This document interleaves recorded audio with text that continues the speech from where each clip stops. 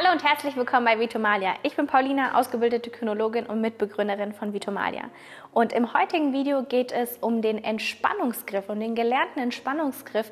Und der eignet sich vor allem für Hunde, die draußen sehr nervös sind oder einfach mal so richtig in Rage geraten. Viel Spaß dabei! Dieses Übungsvideo heute ist ein Teil einer ganzen Serie, wo es rund um das Thema Ruhe und Entspannung beim Hund geht. Und wenn du mehr zu diesem Thema erfahren möchtest oder auch was Stress im Hundekörper beispielsweise auslöst, dann kannst du dir gerne die Playlist anschauen, denn da sind wirklich alle Videos zu diesem Thema. Im Blog ist alles ganz genau beschrieben und da findest du auch noch den kostenlosen Trainingsplan zu dieser Ruheübung heute. Und wenn du kein weiteres Video verpassen möchtest, dann abonniere gerne diesen Kanal und aktiviere die Glocke und dann wirst du immer benachrichtigt, wenn ein neues Video online geht. So, was ist überhaupt so ein Entspannungsgriff? In einem unserer vorherigen Videos haben wir dir ja schon die konditionierte Entspannung mit Ruhesignal beigebracht und das hilft vielen Hunden weiter, aber wenn du einen Hund hast, der so richtig in Rage geraten kann, gerade draußen, dann hilft es manchmal nicht einfach mal zu sagen, chill, sondern diese Hunde benötigen weitere Unterstützung und da kann so ein Entspannungsgriff, der gelernt wurde und vorher aufgebaut wurde, extrem hilfreich sein. Vielleicht kennst du das ja auch von dir persönlich, dass wenn beispielsweise du so richtig in Fahrt bist und dich so richtig aufregst, dass es manchmal hilft, wenn dir Leute nicht sagen so, hey, beruhig dich, sondern wenn die Leute dich einfach mal festhalten und sagen, hey, ist das alles in Ordnung?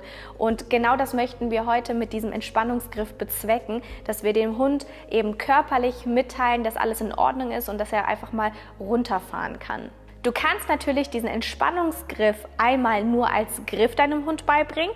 Oder aber du kannst ihn als Kombination, also beide Trainings zusammen, einmal die konditionierte Entspannung mit dem Ruhesignal, eben mit diesem Entspannungsgriff zusammenbringen und damit hast du dann eigentlich die volle Wirkung. Du brauchst für diese Übung überhaupt nicht viel. Wir haben jetzt hier Amalia angeleint und sie hat ein Halsband an. Ich habe auch eine sehr kurze Leine, das ist eine 1 Meter Leine.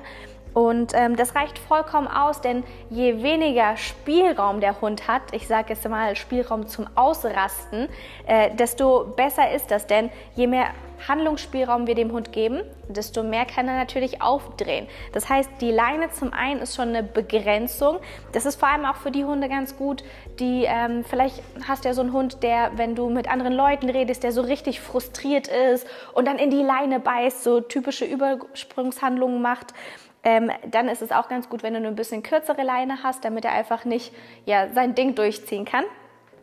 Und falls du mal auch vorbeischauen möchtest in unserem Online-Store, da findest du diese Produkte und bei mir natürlich passend zu meinem Look heute. Bevor wir mit der eigentlichen Übung loslegen, wichtig ist, dass der Hund sowieso recht entspannt ist. Also das ist eine Übung, die startest du natürlich im entspannten Zustand. Und dann solltest du dir auch noch überlegen, welchen Ruhegriff, Entspannungsgriff du gerne machen möchtest. Das liegt so ein bisschen an der Größe deines Hundes, aber auch an deinem persönlichen Handling. Manchmal hat man schon sehr automatisierte Handlungen drin, dann macht es auch Sinn, eben so einen Griff zu haben. Louis und ich haben beispielsweise auch ganz unterschiedliche Ruhegriffe. Der Louis hält ganz oft die Hunde zwischen den Beinen und am Kopf. Das ist einfach für ihn wahrscheinlich auch von der Größe her und vom Fokus her viel angenehmer. Und für mich ist es ganz häufig einfach besser, wenn ich meinen Körper komplett einsetze und den Hund so greifen kann. Ich kann das Ganze aber auch beispielsweise, Amalia, komm her, seitlich machen. Ich kann den Hund hier bei mir halten und an mich drücken. Das ist besonders gut für die Hunde, die sich extrem rauswinden. Da kann man den Hund nochmal ganz gut fixieren. Da musst du einfach von der Größe her deines Hundes schauen und einfach, was für dich körperlich angenehmer ist. Und aufbauen tust du so einen Entspannungsgriff natürlich nicht erst draußen, wenn dein Hund sowieso schon aufgedreht ist, sondern sowas tut man zu Hause, wenn der Hund entspannt ist. Amalia ist auch entspannt. Sie züngelt zwar häufig, aber das ist bei ihr generell erstmal kein Anzeichen dafür, dass es ein Beschwichtigungssignal ist. Das ist so eine typische Macke von Amalia, wenn sie immer mal wieder züngelt. Das gehört zu ihr einfach dazu. Und wenn du erfahren möchtest, was typische Stresszeichen sind oder gute Entspannungszeichen beim Hund, woran du das gut erkennen kannst an der Körpersprache, kannst du dir gerne auch noch unser kostenloses Freebie downloaden. Wir werden dir unten in der Infobox noch den Link dazu reinsetzen. So, alles, was ich jetzt mache, ist Amalia zu berühren und immer mal wieder mein Griff, meinen Entspannungsgriff einzubauen. Also ich halte sie jetzt beispielsweise hier an den Schulterblättern fest und mache dann weiter. Diese Art der Berührung, das ist für den Hund sehr angenehm und dadurch wird Oxytocin ausgeschüttet. Oxytocin senkt das Stresslevel beim Hund und das Wohlbefinden des Hundes wird gesteigert. Und ich habe hier wirklich diesen Griff, mache ich auch ein bisschen fester, dass der Hund wirklich das merkt, das soll dem Hund nicht wehtun. Und das kann ich, wie gesagt, mit diesem Entspannungsgriff machen, indem ich sie an den Schultern festhalte. Oder wenn du meinst, das ist für dich seitlich besser, dann machst du das beim Hund und drückst ihn immer mal wieder an dein Bein. Also das kannst du aufbauen, wie du möchtest. Wichtig ist, dass man das in einem Entspannungszustand macht und dann immer mal wieder den Griff hinzufügt. Wenn du möchtest, kannst du hier jetzt beispielsweise auch zusätzlich zu dem Griff, wenn du das vorherige Training hattest, noch die konditionierte Entspannung mit Ruhesignal hinzufügen. Also du könntest jetzt den Griff hier anwenden und sagen, chill. Und dann einfach ganz normal weitermachen. Das ist eine Übung, die macht man immer und immer wieder. Dazu braucht man keine Leckerli, dazu braucht man kein Futter. Man muss den Hund nicht jedes Mal belohnen, sondern wirklich, man lernt das durch den Zustand des Hundes.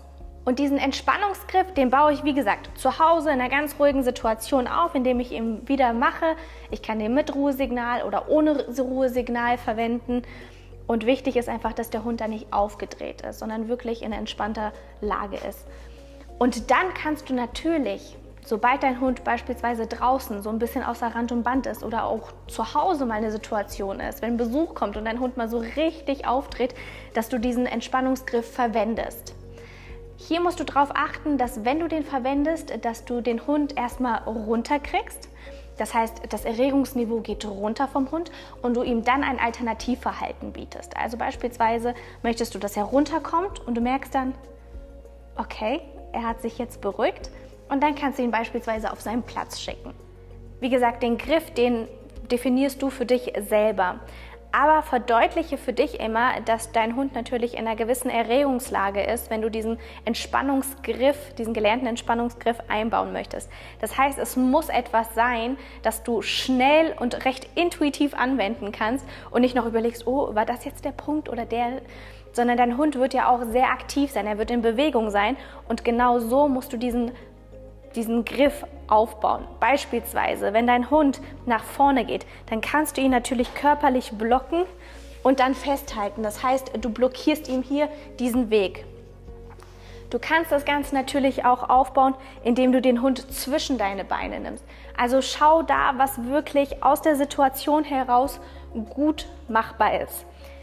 Damit du das herausfindest, kannst du natürlich auch dir eine Hilfsperson dazu nehmen und diese Hilfsperson soll den Hund mal ein bisschen ablenken, locken, also es muss keine wirklich aggressive Situation sein, sondern wirklich auch eine freudige Situation, das ist ja auch Aufregung und du kannst dann für dich erstmal ein bisschen herausfinden, welcher Griff für dich überhaupt machbar ist, wenn dein Hund eben in so einer Lage oder in so einer Situation und Emotion ist. So, du hast jetzt gesehen, das ist eigentlich ein super easy Aufbau, aber das Ganze musst du immer und immer wiederholen. Also es ist nicht etwas, das baust du mal so 15 Minuten zu Hause auf und dann war's das und dann kannst du es bei jeder Hundebegegnung oder so anwenden, sondern es ist wirklich etwas, das man immer und immer wieder mit dem Hund aufbaut, denn wir möchten, dass der Hund eben diesen Griff, vielleicht auch in Kombination mit dem Ruhesignal, mit diesem entspannten Gefühl verbindet. Und das kannst du wirklich so häufig aufbauen, dass dein Hund es irgendwann mal, wenn du es auch mal in aufgeregten Situationen anwendest, einfach auch versteht. Besonders geeignet ist sowas zum Beispiel auch für Welpen oder Junghunde, die total ausrasten. Das kann ja auch vor Freude sein. Vielleicht kennst du das ja, wenn du einen Welpen hast, der ist total außer Rand und Band und den kriegst du überhaupt nicht beruhigt. Dass du ihn einfach mal festhältst und ihn runterkommen lässt. Das hilft vielen Welpen, einfach mal runterzukommen. So, du siehst jetzt, Amalia ist jetzt richtig runtergefahren, die hat sich jetzt hier einfach hingelegt. Und wenn dir dieses Video gefallen hat, gib uns gerne einen Daumen nach oben und abonniere auch diesen Kanal. Und wir sehen uns dann im nächsten Video wieder, wenn es um das Thema Ruhe geht. In diesem Sinne, halt die Ohren steif, immer der Nase nach und bis zum nächsten Video. Mach's gut, ciao, ciao!